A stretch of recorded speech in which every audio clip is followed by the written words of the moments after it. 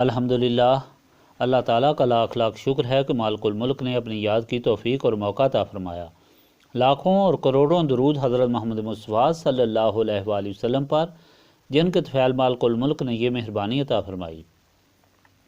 سامعین کرام، اللہ تعالیٰ نے قرآن پاک میں ارشاد فرمایا، اعوذ باللہ من الشیطان الرجیم، بسم اللہ الرحمن الرحیم۔ ان پر پھٹکار کی وجہ سے ان کا توڑنا اپنے وعدے کو اور انکار کرنا تھا اللہ تعالیٰ کی یہ یاد کا، اور قتل کرنا انبیاء کو ناحق۔ ان کا یہ کہنا کہ ان کے دلوں پر غلاف چڑھے ہیں، اللہ تعالیٰ نے مہر لگا دی ہے ان پر ان کے کفر کی وجہ سے، اور وہ ایمان نہیں لائیں گے مگر بہت تھوڑے سے ان میں سے، اور ان کے کفر کے باعث اور ان کے حضرت مریم سلام اللہ علیہا پر بہتان عظیم باندھنے کے باعث، اور ان کے اس قول سے کہ ہم نے قتل کر دیا ہے حضرت عیسیٰ ابن مریم علیہ السلام کو، جو اللہ تعالیٰ کا رسول ہے، حالانکہ انہوں نے نہ قتل کیا اور نہ ہی سولی پر چڑھا سکے، بلکہ ان کو شک پڑ گیا، اور یقیناً جنہوں نے اختلاف کیا ان کے بارے میں وہ شکوک و شبہات میں ہیں، ان کے متعلق ان کے پاس کوئی علم نہیں ہے بجز اس کے کہ وہ پیروی کر رہے ہیں گمان کی، اور نہیں قتل کیا ہے انہوں نے اس کو یقیناً، بلکہ اٹھا لیا ہے اللہ تعالیٰ نے اسے اپنی طرف، اور اللہ تعالیٰ غالب اور حکمت والا ہے، اور کوئی ایسا نہیں ہوگا اہل کتاب میں سے مگر وہ ضرور ایمان لائے گا حضرت مسیح پر ان کی موت سے پہلے، اور قیامت کے دن وہ ان پر گواہ ہوں گے۔ پچھلی مرتبہ کے فرمان الہی میں یہودیوں نے نبی پاک صلی اللہ علیہ وآلہ وسلم سے بہودہ سوالات کیے کہ آپ اگر اللہ تعالیٰ کے رسول صلی اللہ علیہ وآلہ وسلم ہیں تو ہمارے سامنے قرآن پاک مکمل کتاب کی شکل میں نازل کروائیں۔ اس پر حضور پاک صلی اللہ علیہ وآلہ وسلم کو خفگی اور ناراضگی ہوئی کہ کتاب اللہ تعالیٰ کی ہے، اس نے اپنی مرضی سے ہدایت عطا فرمانی ہے۔ انسان کون ہوتا ہے جو مطالبہ کرے؟ اللہ تعالیٰ کسی کے ایمان کا محتاج نہیں ہے، وہ اپنی مرضی سے ہدایت عطا فرماتا ہے۔ اس پر اللہ تعالیٰ نے حضور پاک صلی اللہ علیہ وآلہ وسلم کو تسلی دینے اور ہماری ہدایت کے لیے یہودیوں کا حال بیان فرمایا کہ یہ پہلے نبیوں سے بھی اس طرح سوالات کرتے رہے اور اللہ تعالیٰ کے عذاب میں گرفتار ہوتے رہے۔ تورات کتاب کی شکل میں نازل ہوئی، اسے بھی نہ مانا، اللہ تعالیٰ کی کھلی نشانیاں دیکھیں پھر بھی نہ مانا، کوہ طور کو اپنے سر پر دیکھ کر پختہ وعدہ کیا پھر بھی وعدہ توڑا، جس کی وجہ سے ان کو پھٹکار پڑی اور مار پڑی۔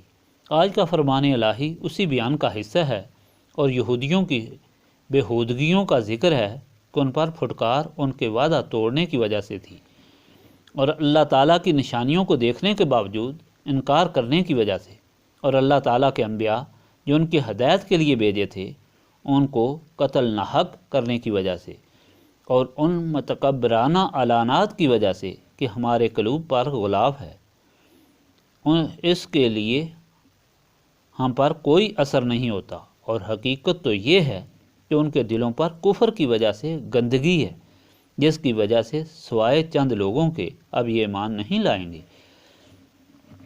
حضرت مریم سلام اللہ علیہا پر بہتان باندھنے کے اور ان کے اس دعوے کے سبب کہ ہم نے عیسیٰ کو قتل کر دیا ہے، حالانکہ انہوں نے قتل نہیں کیا اور نہ سولی پر چڑھائے گئے، بلکہ وہ دھوکے میں رہے اور شک کی وجہ سے اس میں وہ اختلاف کر رہے ہیں۔ ان کو حقیقت کا علم ہی نہیں بلکہ گمان سے کام لے رہے ہیں۔ انہوں نے انہیں یقیناً قتل نہیں کیا بلکہ ان کو اللہ تعالیٰ نے اپنی طرف اٹھا لیا۔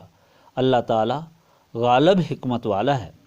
یہودیوں کے ان بے شمار گناہوں کا ذکر اور ظلم کے بیان کے ساتھ ان پر لعنت، پھٹکار اور دائمی عذاب کا ذکر فرمایا گیا۔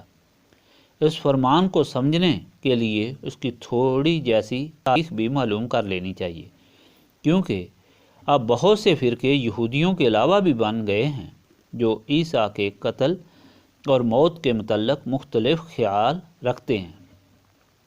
مسلمانوں میں سے بھی ایک جماعت گمراہ ہو کر کفر کے درجے کو پہنچ گئی۔ ایک گمراہ نے مخلوق کو گمراہ کر دیا اور خود مسیح بن بیٹھا۔ اگر تاریخ کے پس منظر کو دیکھا جائے تو ایسے گمراہ کن خیالات سے لوگ بچ سکتے ہیں۔ یہودی جس طرح بیان کیا گیا ہے کہ گمراہ ہو چکے تھے، ان کی اصلاح کے لیے اللہ تعالیٰ نے اپنے رسول حضرت عیسیٰ علیہ السلام کو بھیجا، کیونکہ اللہ تعالیٰ کی عادت مبارکہ یہ ہے کہ اپنی مخلوق کی ہدایت کے لیے اسی مخلوق میں سے ہی اپنا نبی اور رسول بھیجتا ہے جو مخلوق کو دین پھر سے سمجھاتا ہے، اللہ تعالیٰ کے راستے پر چلاتا ہے، اور جو شیطان نے گمراہی پیدا کی ہوتی ہے اسے دور کرتا ہے۔ یہودی تورات کتاب میں بہت تحریف کر چکے تھے اور بت پرست بھی بن چکے تھے، اللہ تعالیٰ کے بیٹے بھی تسلیم کرتے تھے اور ہر قسم کے گناہوں کے مرتکب ہو چکے تھے۔ تو حضرت عیسیٰ علیہ السلام ہدایت کے لیے آئے۔ ان کی پیدائش اس طرح ہوئی کہ حضرت مریم سلام اللہ علیہا بیت المقدس میں اللہ تعالیٰ کی عبادت کرتی اور خانہ خدا کی خدمت بھی کرتی تھیں، کیونکہ ان کی ماں نے بے اولاد ہونے کی وجہ سے منت مانی تھی کہ اگر ان کی اولاد ہو تو وہ خانہ خدا کے لیے وقف کریں گی۔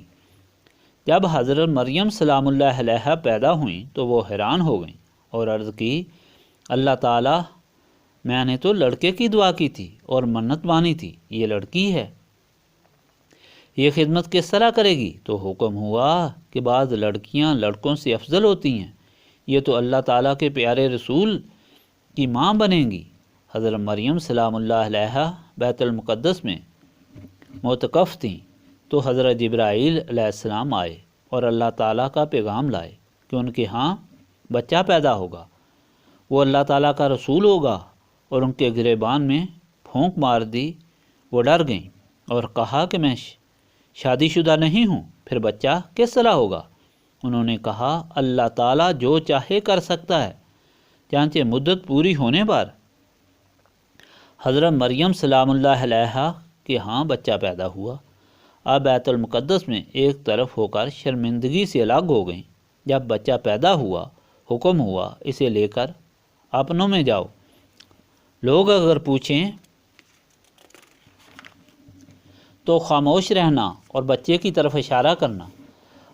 حضرت مریم سلام اللہ علیہا جب بچے کو لائیں تو سارے اپنے اور پرائے لوگوں نے بے حد بکواسات کیے، بیہودہ سوالات کیے، تو آپ سلام اللہ علیہا نے بچے کی طرف اشارہ کیا۔ حضرت عیسیٰ نے فرمایا، میں اللہ تعالیٰ کا بندہ ہوں اور مجھے اللہ تعالیٰ نے کتاب عطا فرمائی ہے اور میں نبی ہوں۔ اس سے بڑھ کر اور کیا ثبوت ہو سکتا تھا؟ مگر جو بدبخت تھے انہوں نے نہ مانا اور حضرت مریم سلام اللہ علیہا پر بہتان لگایا۔ مگر حضرت عیسیٰ کو اللہ تعالیٰ نے کھلی نشانیاں عطا فرمائیں۔ مٹی سے پرندہ بنا کر پھونک ماری، وہ زندہ ہو کر اڑ گیا۔ کوڑے کو پھونک ماری تو وہ تندرست ہو گیا، اور مادر زاد اندھے کو پھونک ماری تو بینا ہو گیا۔ مردے کو حکم دیا تو وہ اللہ تعالیٰ کے حکم سے زندہ ہو گیا۔ اس طرح مخلوق آپ پر ایمان لانا شروع ہو گئی۔ یہودی ان کے پیروکاروں کو اذیت دیتے تھے مگر انہیں دین سے منحرف نہ کر سکے۔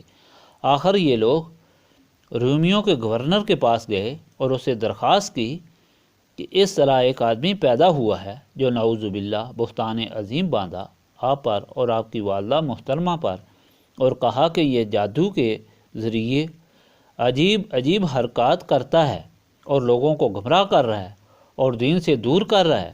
اس نے حکم دیا کہ اسے پھانسی پر چڑھا دیا جائے۔ اس کے سپاہی اور ساتھ ساری مخلوق جمع ہوئی۔ حضرت عیسیٰ اپنی ماں اور اپنے 16 حواریوں کے ساتھ ایک کچے مکان میں بند ہو گئے۔ اب ان کے متعلق 2 روایات ہیں۔